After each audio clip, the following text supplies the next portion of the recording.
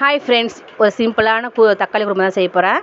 அதுக்கு 2 ஸ்பூன் உடச்சக்கல்ல, 2 பச்சை மிளகா, 3 தேங்காய் பத்தை, பட்டம், லவங்கம், ஏலக்காய் போட்டுட்டு ஒரு 3 தக்காளி இந்த குருமா கரெக்டாக இருக்கும்.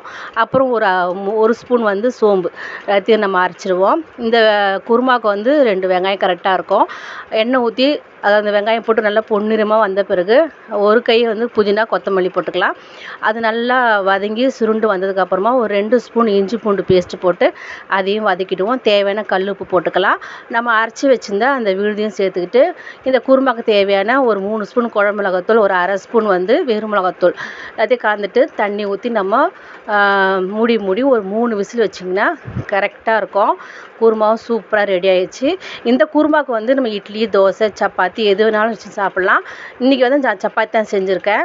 இந்த குருமா உங்களுக்கு பிடிச்சிருந்தா லைக் பண்ணுங்கள், சப்ஸ்கிரைப் பண்ணுங்கள். தேங்க்யூ.